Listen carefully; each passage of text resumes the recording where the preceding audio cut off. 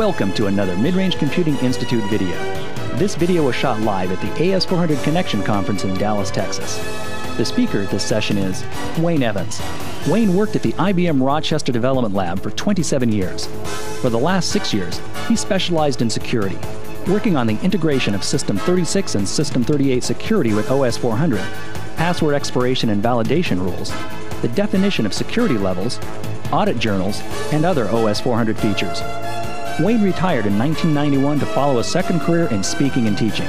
His worldwide travels have firmly established him as a leading AS400 security guru.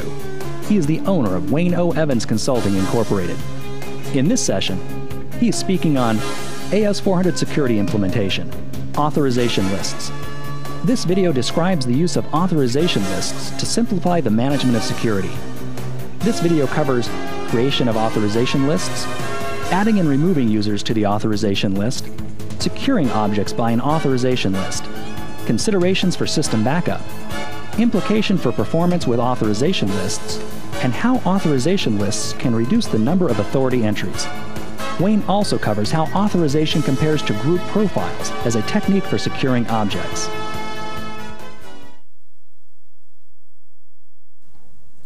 Welcome to this session on authorization lists. Authorization lists are a technique that you can use to help secure the objects on your AS400. During this presentation, we'll be talking about some of the concepts of what an authorization list is, how you get started, then some of the uses of an authorization list, some special aspects relative to save restore, and then we'll compare group profiles to authorization lists and try to answer the question, which technique should be used, group profiles or authorization lists? But let's go ahead and get started, and let's talk about essentially from the very start.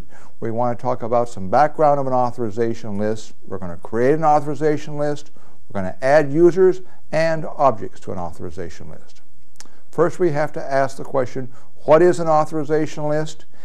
As you've probably guessed, anytime anybody asks what is it on an AS400, you've got the answer at your tip of your tongue. It's an object. And that's right, the AS400 authorization list is an object. The purpose of this object is to authorize users to objects. The list of users on the list are authorized to the list of objects that appear on the second list. And that's the purpose of what an authorization list is. Essentially, it is an object. Its object type is AUTL. Oftentimes you'll hear people talk about an AUTL, and they're talking about an authorization list. There are some rules relative to authorization lists. One of those being is that the name of the authorization list has to be unique on the system. And authorization lists, like user profiles, are stored in library QSys. So all authorization lists are stored in library QSys. Let's then talk about why you might want to use an authorization list. First, briefly, to kind of introduce the topic, but then we'll cover each of these in detail. The reason that you would be interested in using an authorization list is it's going to save you administration time. It's going to save you time in several ways. Number one is that when you can authorize a user to many objects in one operation, or you can authorize an object to many users in one operation, and it definitely has some advantages when we're working with files and multi-member source files. There's a way that you can reduce the number of authorities that exist in the system. This would let your save sys and your save security data run faster. But a powerful feature of authorization lists is that authorization lists are the only mechanisms that are available on the AS400 for you to remember private authorities for users across a save and restore operation. And we'll talk about all of these in detail. But before we get started in all the whys and the whats about authorization lists, let's get started from the very basics. How do you create an authorization list? Well, you create an authorization list with the create authorization list command. As you've probably guessed, you name the authorization list. In this case, the name of the authorization list is sales list. And the AUT parameter, in this case use, defines the public authority on the authorization list.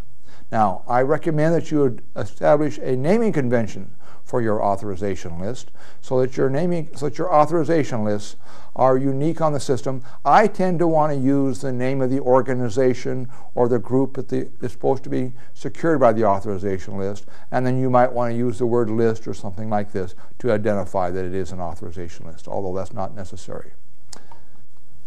So, some recommendations relative to authorization lists. I recommend that you not allow all users to create authorization lists. Essentially, this should be restricted to your security administrators or your security officers. To do this, you will probably want to revoke access to the create authorization list command. You can essentially do that by granting to the public authority for the command create authorization list, object type command, of exclude authority for the public. This then says that no one can create authorization lists, and then you'll want to authorize the use of the create authorization list command just to selected users. And essentially another rule relative to authorization lists should be owned by the individual security administrators or security officers. They should not be owned by group profiles, because group profiles share their ownership with the group members, and if you are the owner of an authorization list, you can change it. You only want the security administrators and security officers to change authorization lists. And definitely use a naming convention on your authorization lists. Now let's talk about, we've just created an authorization list. Let's add some users to our authorization list. Here we have the authorization list 1, and we're going to add a user to it by saying, using the add authorization list entry command, we add user Q user to this authorization list with use authority.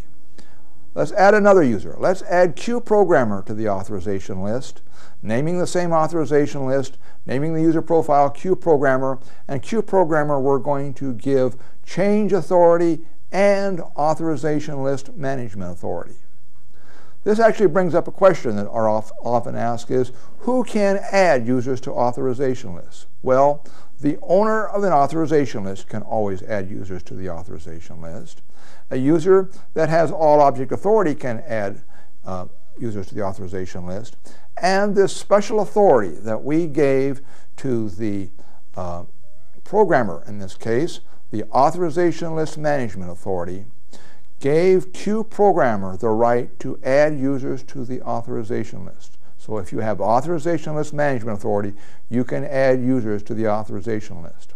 But the system would not allow the user profile Q programmer to give users any more access than the access the Q programmer has. So Q programmer could add users that have change authority, but could not add users that have all authority to the objects on the authorization list.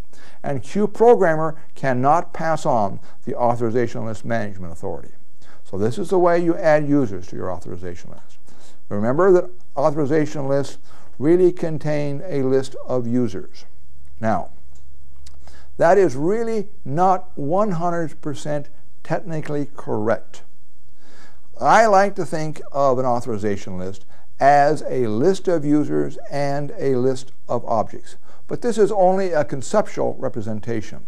The actual representation is there are no users on the authorization list. The actual implementation is that users have their authority stored in their user profile. Let's take a look at an example. Here's an example that we've just been through. I've shown you the authorization list 1 that had users Evans, Q programmer, Q user, and the public on it.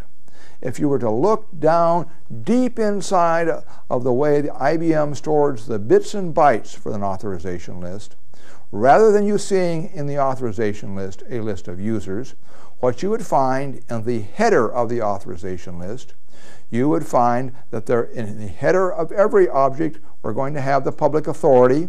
So the public authority from the authorization list is use. The header of the authorization list is going to say use. And the owner's authority is also stored in the header. And in this case, the owner of the user of the authorization list has all authority. And there is the address of the owning user profile, in this case user profile Evans.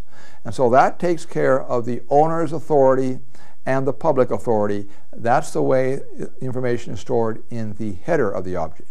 Well, how about QUser and QProgrammer? How is their authority stored? Well, if you were to look at the user profile for QProgrammer and QUser, what you would find is that they are actually authorized to the authorization list object itself. What they really have is the virtual address, the single level store address of the authorization list, and then the authority for that object. So essentially QProgrammer is going to have change authority and authorization list management authority indicated in its user profile, and QUser is going to have use authority indicated in its user profile. Now I'm still going to continue to talk about users being on the authorization list, but if you really want to be technical, really users are not on the authorization list. Their user profile is authorized to the authorization list object, but it's much simpler for me to think of, and I would suggest that you think of users being on an authorization list. Well, we've created an authorization list, we've added users. This authorization list is not has no value unless we add some objects to an authorization list. So now let's add some objects to an authorization list. And an authorization list can protect every kind of object that exists on the system with the exception of two object types. You cannot secure user profiles and you cannot secure authorization lists with an authorization list. So one authorization list cannot secure another authorization list or cannot secure a user profile. Other than that, an authorization list can secure any object on the system. But there is one restriction, and that restriction is an object can be on one and only one authorization list. Let's take a look at what you're going to do to secure an object to an authorization list. Essentially, in order to secure an object to an authorization list, you have to have the ability to change the authority for that object, or you have to have object management authority for the object you're talking about. So in this case here, we're talking about object called new object. In order for me to secure this object, then I would have to have object management authority to the object called new object, and then I could add that object to the authorization list. If I did that, this object would immediately become available with the authorities for the users that appear on the authorization list. So when I added new object to this list, then all the users, user Evans, QUser, QProgrammer, and the public will have access to my new object. Let's then look at the details of how you're going to add an object to an authorization list. There are 4 different techniques. We'll cover each of those individually. First, for existing objects, you can use the grant object authority command or the grant DLO authority command to grant access to an existing object. Or for new objects, at the time the object is being created, you have some options. You can either depend upon the library default, the folder default, or the AUT parameter of the create command. Let's take a look at each one of these individually. First, for existing objects. Let's say we already have an object that exists out on the system, and we want to secure this object by our authorization list called sales list. We use the grant object authority command, naming the object and the object type, and then you name the authorization list in the AUTL parameter, and essentially you name it sales list. And this would add the subsystem in this example, QEnter, in library QGPL to the authorization list. In a similar manner, you can use the grant DLO authority command or grant document library authority command. What grant DLO authority does is it is just like the grant authority command, but it is special in that it allows for the 2 object types that have the longer PC-like names of document objects and folder objects to be added to an authorization list. So in this example here, I used the grant DLO authority command and granted to folder 1, object type it's a folder, and I added folder 1 also to the sales list. So now I've got two objects on my authorization list, the subsystem and the folder, and the users on that authorization list have access to those objects. This is using the grant commands for existing objects. Now let's look at the time you're creating objects, how you can immediately secure them with an authorization list. The first technique is essentially when you're creating an object, you in the AUT parameter can specify the name of an authorization list. In this example here, I have created the physical file name test in Library Evans and used the AUT parameter specifying sales list to immediately secure this file by the authorization list. So at create time, all of the create statements allow the addition of authorization list. But there are two create statements that don't allow that. What are those create statements? Can you think of them for me? If you thought of the create user profile and the create authorization list statements, you were correct, because those two statements do not allow specification of an authorization list, because those objects cannot be secured by an authorization list. The other technique for new objects depends upon using the creation default from a library. All objects, when they are created, have the auth parameter, and it defaults to library create authority. Normally, library create authority says go to the system value, but you can use the change library command, or when you create a library, you can change the parameter called the create authority for the library. If you change the authority for library sales for its create authority, then essentially what this says, you're going to add the create authority attribute to library sales. Now, when you create an object into library sales, such as creating a CL program named program1 into library sales, what will happen is, because you've depended upon the library create authority, the system is going to go up, look at the defaults that's used for library sales, and then what it will do is, because it sees the library create authority as sales list, it immediately secures program number 1 with the sales list authorization list. The last technique is based upon the way folders work. Essentially, if you create a new document library object, either a document or a folder, the default for these objects is to secure those objects, the new objects, exactly like the folder where they are stored in. So when I created document number 2 in folder number 1, well, if you'll notice, folder 1 is secured by the sales list. Because document 2 is being created into folder 1, this says the system by default is going to add document number 2 in folder 1 to the sales list authorization list. So these are the 4 techniques that you can use to add an object to an authorization list. Either you can use the grant commands, or at creation time you can specify its create authority or its auto parameter. You can depend upon the library create authority, or documents and folders will pick up the default from the folder where they are placed. So now we've got our users on the authorization list, and we've got our objects on the authorization list. Let's ask the next question: how can you go out and find out what are the users on an authorization list, or what are the objects that a particular authorization list uses?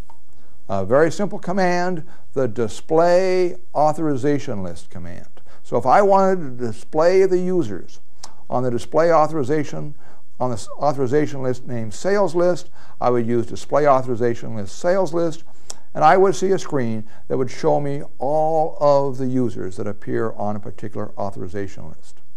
Now, if you'll notice, at the bottom of this screen, there is an option for Command key 15 that says I want to see the authorization, the object that this authorization list secured. You can use Command key 15 to find which objects this authorization list protects, or the other option is you can do a display authorization list object command for the authorization list sales list, and you're going to get the list of objects that we have on the authorization list. And here we see the objects that we have on our authorization list. Now, I have done this, and I did this to one of my authorization lists that I had on the system. And I did a display authorization list object command, and I suddenly recognized, well, here was a program named test program, and that made a lot of sense to me. And then here was all these garbage names. They just didn't make any sense. What are these names? I didn't know what those objects were. But then I began to look around and observe something about those objects. Those objects existed in library QDoc, and they were object types of object type document. Those are those strange and wondrous document library objects that have the PC-like name.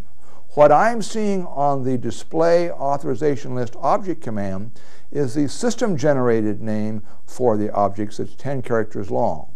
The PC name can be up to 12 characters long. If I want to see the real PC-like name, rather than using the display authorization list object command, I will use the display authorization list DLO command, naming the authorization list, and now I see just the document library objects, but now I see the meaningful names, like autoexec.bat, or midrange.txt, or transmit.exec, really the PC-like names that are more the end-user-oriented names. So to display the objects on authorization list, you either use the display authorization list object, or if they're document library objects, you use the display authorization list DLO command. Let's talk about some of the advantages and why you might want to use authorization lists, and one of those deals with files that have multiple members. And one of the questions people ask is, what am I going to do? How should I secure a particular file? Should I secure it with privately authorizing users access, or should I use an authorization list? Let's take a look at a particular interesting example.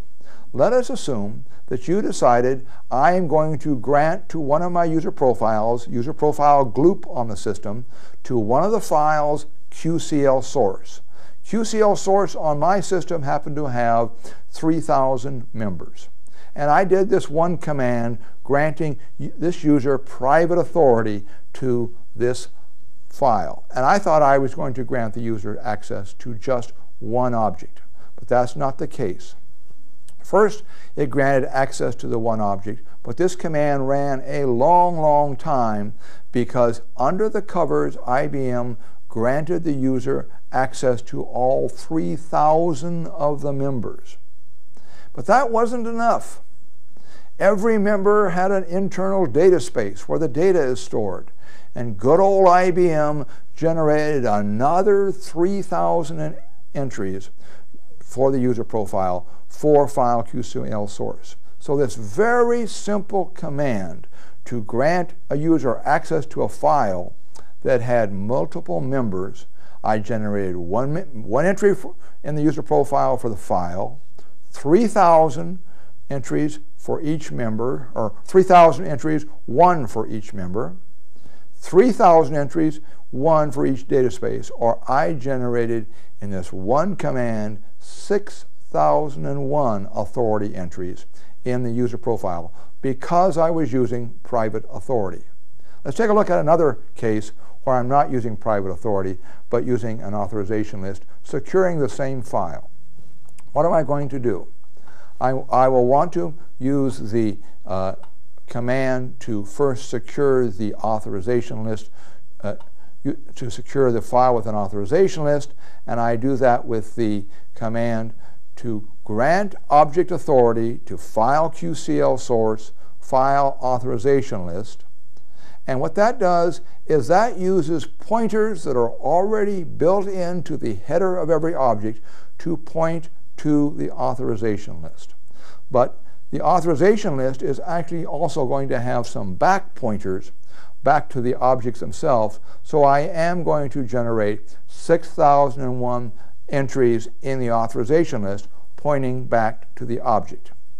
Then I'm going to add user gloop to the authorization list, and when I do that, I'm going to generate one authority entry in user gloop's user profile.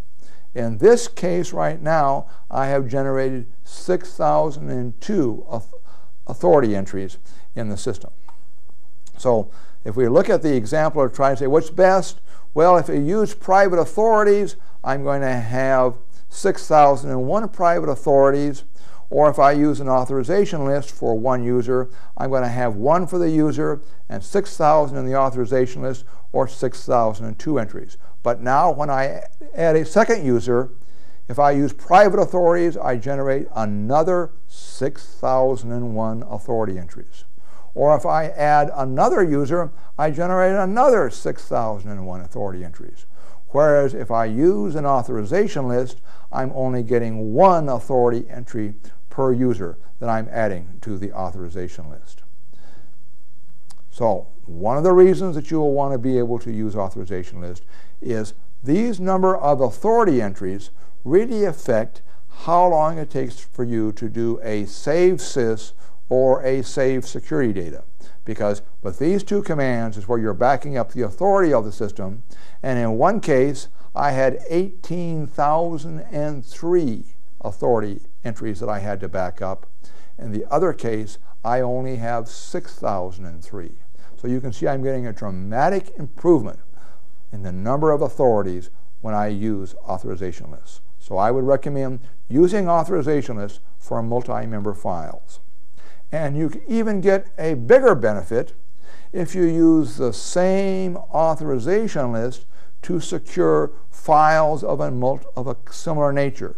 Let's say you have file QRPG source and file QCL source that you want to authorize to the same individuals.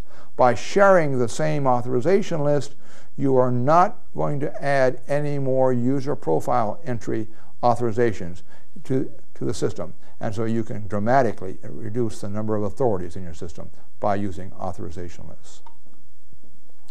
Authorization lists have another advantage, and that is, besides reducing the number of authorities on the system, they are very convenient for authorizing users to files. How many of you have ever experienced this? You're getting ready to, you want to authorize a new user to a file, and you do a grant object authority or revoke object authority to the file, and you get the message, operation not allowed, files in use. What's happening? Essentially, whenever a file is open, IBM does not let you change the authority for the file. So this says for your production files, for your master files that have lots of users on them, essentially you are not going to be able to change these files while they're in use. So if you want to add a new user using private authorities with this file, this says that you're going to have to come in at 4 o'clock in the morning or at some unreasonable time when the users are not on the system in order for you to change the authority for this file. That's if you use private authorities. The other option is to use an authorization list. And the advantage of using an authorization list says even while the file is open, you can add and remove users from an authorization list, because the authorization list is a separate object and it can be changed while the file is open. This often leads to a question that many people will ask me. They'll say, Wayne, what happens if I change an authorization list while a user is using the file? What happens to that user? A very good question. And essentially, the way IBM works, it checks users' authority at file open time and only at file open time. So let's say user Fred has access to a file and opens that file. Now you come along, Fred still has the file open, and you remove Fred's authority from the authorization list. Fred will be allowed to continue to use the file as long as Fred keeps that file open. He can do reads and write operations to the file. But the next time Fred closes the file and needs to reopen it, because Fred is no longer authorized to the file via the authorization list, Fred then will be denied access. So you can change authority dynamically, and that authority change is effective only at file open time. But this is a tremendous advantage that allows you to modify production files and the authority to production files while they're in progress, while they're in use, if you use an authorization list. You cannot do that if you use private authorities. Let's talk about the impact that Save Restore can have on your system and how authorization lists and private authority interact with Save Restore. First, we need to understand some of the general rules about restoring an object on your AS400. If the object exists on your system currently, then a restore operation does not change the authority to the object. But if the object doesn't exist, then the question becomes a little more complex, and we first have to understand what gets saved when you save an object. When you save an object, it's going to save the owner's authority, the public authority, and if the object had an authorization list, the name of the authorization list. Essentially, then if you restore an object that did not have an authorization list, let's say this object had lots of users, the only thing you're going to get restored is the owner's authority and the public authority. Or if you did have an authorization list, and that authorization list exists on your system, then potentially that authorization list can be attached to the objects on your system. Let's take a look at this in two examples. First, the example where we have an object like file number 2 that exists on your system, but the users are privately authorized. So in the individual user profiles, we see that there are users authorized to this object. Then you save this object off of Save Media. For some reason, file 2 got deleted, and then you decided you want to restore this object back on your AS400. What gets placed back is the owner's authority and the public authority. All of the users that were privately authorized to the object are no longer authorized to this object. That is if you don't use an authorization list. Now let's look at what happens if rather than using private authorities, you had granted users access using an authorization list. Let's essentially say that you've got the authorization list and you've got file 1 on this authorization list, and the list of users are authorized via the authorization list. Then when you save the object off on Save Media, and let's say now for some reason file number 1 got deleted from your system, and you restore the object file 1 back on your system, and the authorization list still exists on there, then the system is going to restore the file, immediately reattach it to the authorization list, so all the private authorities are restored. A very powerful feature of authorization lists. But this reattaching of authorization lists has some very special rules that you need to understand. And let me see if I can illustrate them to you in this next foil. Essentially, let us assume that you have an object like file 1 secured on system A, and you have saved that off onto Save Media, and you want to do a restore of this object onto another system like system B. And you did a restore object because you remembered about the authorization list. You've got the same name authorization list on system B. When you do the restore of the object, you're going to find out it works differently on system A and system B.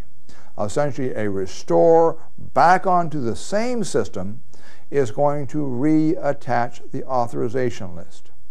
But if you saved it off of system A and restored it onto system B, what you're going to suddenly discover is that even though the authorization list exists on your system, the object is not by default reattached.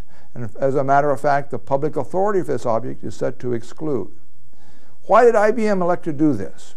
Well, IBM was fairly certain that when you're restoring the object back onto the same system, the list of users on that authorization list really represents the users that were originally authorized to the file.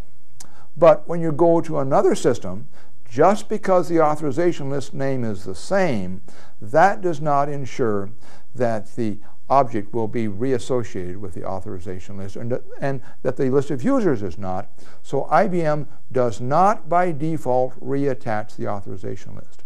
Well, this is very, very critical to you, because many of you have got disaster recovery plans that say, should something happen to my system, I'm going to take my save media, I'm going to take it over to my hot site backup and do the restore. Well, what's going to happen? Unless you're careful, your saves media represents the data from system A, your hot site backup is the system B, and so when you do your restore, all of your authorization lists, even though will not get reattached. What can you do to solve this problem? Essentially, if we've saved an object off of system A and we do a restore command back onto the same system, we will get it attached. But if we go to a different system using just the restore command, you're not going to get the objects attached. This users did not like. They said, what can we do to give us a way, even though we're changing systems, IBM, we know what we want to have happen. We want that authorization list reattached. So IBM added an option on the restore command called allow object differences star all. What allow object differences star all does, it says is, yes, I'm doing the restore onto another system, and if there is a matching authorization list name, I don't care if the systems are different. I want you to reattach the authorization list because I said so via the allow object differences star all parameter. So the authorization list will be reattached. Because this is a security decision, the allow object difference option of the restore command is only allowed if the user is a security officer. So if the thing that you want to consider for your backup and disaster recovery plans is essentially that if you're going to be doing a disaster recovery restore, make sure that you do the restores using the allow object differences star all, and in order to do that, you're going to need a security officer access. This should be written into your disaster recovery plans. Do you have a disaster recovery plan? If the answer is yes, check and make sure that your restores specify allow object differences star all. If you have no disaster recovery plan, now is a good time for you to begin to think about writing a disaster recovery plan rather than waiting for the disaster to happen. It's better now to write that recovery plan and test it before you actually have to put it to use. Let's spend a few moments talking about the save commands that exist on the AS400. The save sys or save security data commands allow you to save the user profiles, their authorities that exist in the user profiles, and all of the authorization lists that exist on your system. And you should be doing a save sys or a save security data on a regular basis. I would like to recommend that you do a save security data at least on a weekly basis. People ask, what's the difference between save sys and save security data, Wayne? Well, save sys saves all of the objects that exist in library QSys, essentially all of the IBM programs, in addition to the user profiles and the authorization list. The save sys requires a dedicated system and probably does not need to be done except when you make a major change to your system. The save security data command is a command that you can do while the system is up and operational. It only saves user profiles and their authorities, and it's a command I would like to see done on a weekly basis. Other commands to save the data on your system are the save lib, save object, save changed objects, and save document library objects. They save the object content, the owner's authority, the public authority, and the name of an authorization list if an object it has an authorization list. The restore commands that exist on your system are essentially the restore user profile command that restores user profiles. It will restore authorization lists. It also restores the internal table that represents all of the user's authority to objects. And then the restore lib, restore object, and restore document library object always will put back the object, and we've talked about those special rules when you are putting back the object based upon whether it's the same system or a different system, and it will really attach the authorization list or not. Finally, the last command in the restore series is the restore authority command.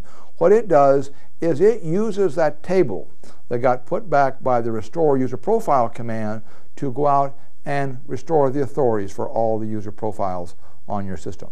Let's take a look at really what would happen if you had to do a disaster recovery on your AS400.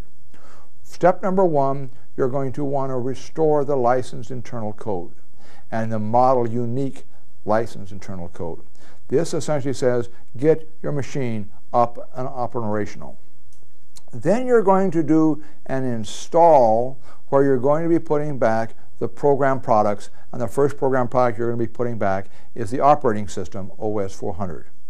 The next thing you're going to want to do is you're going to want to make sure that you get your user profiles on your system, and you're going to want to do a restore user profile.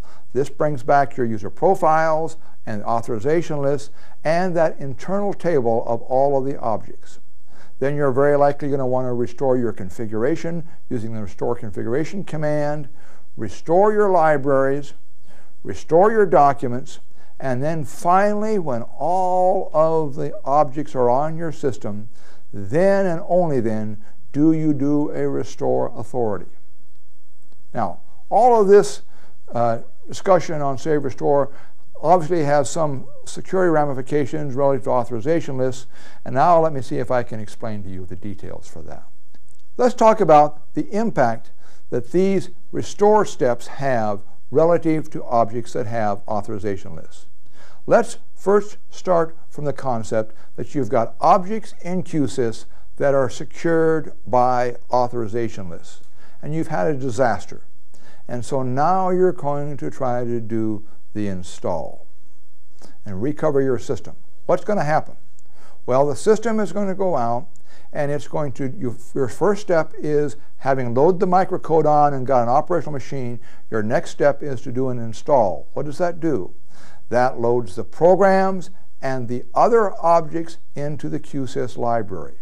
Now, those objects may have been secured by an authorization list, but the authorization list doesn't exist on your system yet.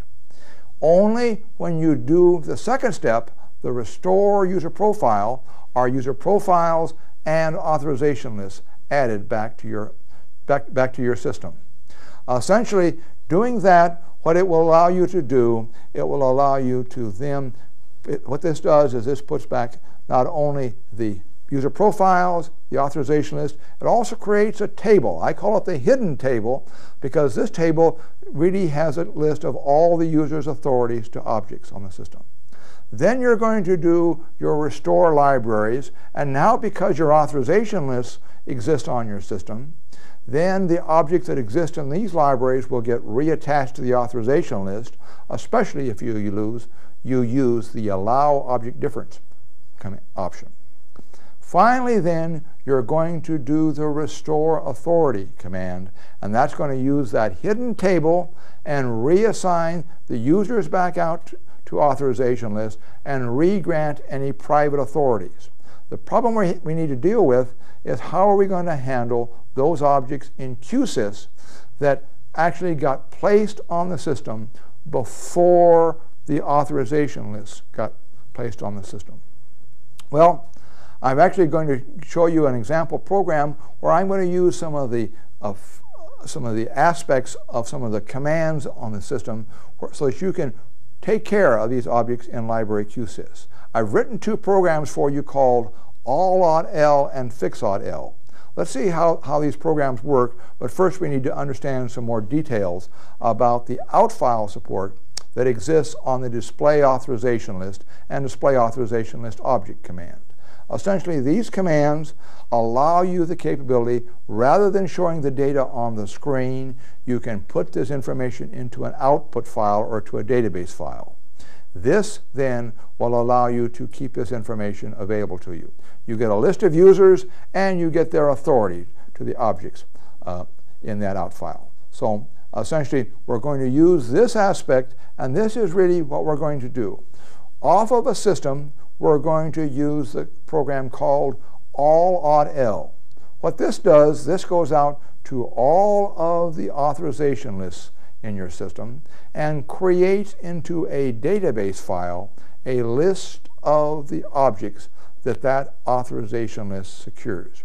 Now, this database file you can save off of your system, and then should you need to go to another system, you can use the information in this database file or this out file on another system like System B, and program fix.l then reads this database file and reassigns all the objects out for you in the authorization list.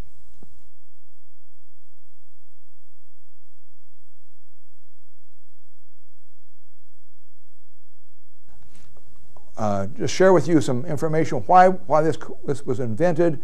The allow object differences that we talked about earlier didn't really exist on version 1, release 1 of the operating system. And IBM got a telephone call from one of the clients. The client happened to have 9,000 objects protected by authorization lists, and they needed to move those objects from one system to another system, and the allow object differences didn't work. And so that's when this allow all.l and fix.l code was developed, before the allow object differences was available. But this is still useful code for those of you that have objects in library QSys that are protected by authorization lists, because the all.l will record those objects in QSys, and fix.l can be used after you do a restore to reassign authorization lists back to objects in QSys. Generally, the objects in QSys that you're securing by authorization lists may be commands, and those are the objects that you'll probably want to be concerned about. You can simplify this in several ways. One of the techniques that you can use is you can probably avoid using authorization lists if you want to, or you can, on a regular basis, prior to a system backup, you would want to use the all.l program to back up all the authorization lists into a database file before you secure your system. So we've seen a number of reasons why to use authorization lists during this presentation. Let's now ask the question that I often get asked by groups is, Wayne, what should I use? Should I use an authorization list, or should I use a group profile? What's the best security technique for me? Well, obviously it's a matter of choice in many cases, but I tried to do an analysis comparing authorization lists to group profiles. In both cases, authorization lists and group profiles can secure multiple objects. It turns out one difference is on authorization lists, you can give different users different access, but all the users that are a member of the group have the same access. Now, but there's a little bit difference here, and that is if you secure multiple objects by an authorization list, all those objects are going to have the same authority, but you can give group profiles different authority to individual objects. There is only one authorization list per object, but you can have multiple group profiles assigned to an object. A user can be on But a user can be assigned to multiple authorization lists, but a user can have only one group profile in version 2, release 3. Although I'm going to, in the presentation on security implementation, talk to you how you can dynamically change user profiles on the system. Well, I looked at this list of pluses and minuses and essentially concluded that authorization lists and group profiles, both being very good, don't give me any real distinction as to why I should use one or the other. Then I began to look at some of the other things. A powerful feature of group profiles is the concept that you can have ownership of objects transferred to the group profile. This doesn't exist for authorization lists.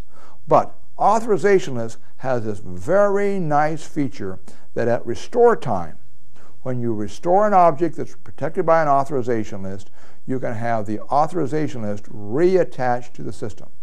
No such thing exists for group profiles. And authorization lists do become the default for authority for objects created into a folder, and can even be the authority, the default authority for objects created into a library. No such thing exists for group profiles. Authorization lists have another advantage in that while a file is open, you can still change the authority to a file if you are using an authorization list. If you're trying to use private authorities, you can't do that. Therefore, group profiles cannot be used in this case if you're using private authorities to group profiles. Although you can add and remove members to a group once a group has been added to a file that has been opened.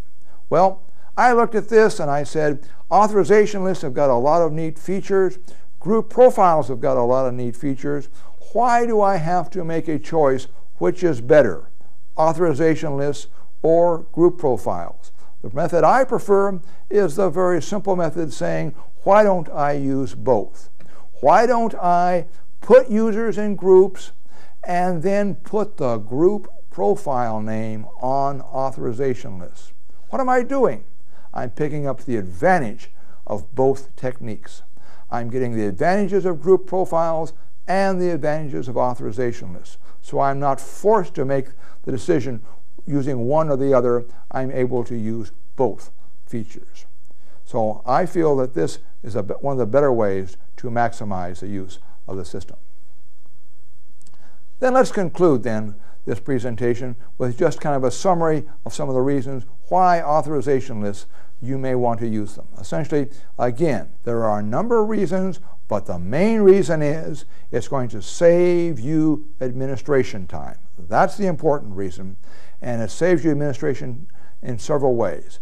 One, when you secure an object to an authorization list, you can grant access to multiple users. Or when you add a user to an authorization list, you give that user access to multiple objects. And it is definitely faster than when you're securing a file with multi-members. And it also has the advantage that you can change the authority to an open file. Other reasons, besides saving you administration time, is it's going to save the number of authorities that occur on the system, and thus saving the save sys and save security backup time that's required. Because of the way authorization lists work, when you restore an object on a system and that authorization list exists, the authorization list will be reattached to the object if it came from the same system or if you used allow object difference. So essentially, authorization lists provide a way for you to keep track of private authorities. It is going to be the default for folders and libraries, and you can definitely make that change of authority for open files. All of these are reasons why you would find authorization lists useful on your system. Let's talk about, in addition to the advantages, let's talk about some of the reasons why you may not want to use authorization lists, because they are very powerful features, but they do have a potential performance impact unless used carefully. Number one, if you're going to use authorization lists for an object, then don't use private authorities. Essentially, either secure an object with private authorities or with authorization lists. Don't use both techniques on the same object. Either use authorization lists or private authorities, not both. Now, private authorities have a performance advantage when you're giving users more access than the public for objects. And we'll talk about this in the security design for performance session, but essentially, if you're going to be giving users more access than the public access, you can avoid authority lookups if you use private authorities rather than authorization lists. These are the two cases where you do not want to use authorization lists. But in general, I would recommend the use of authorization lists, especially in the case of files and multi-member files, because files allows me to change the authority while they're open, and multi-member files, it definitely reduces the number of authorities that exist in the system.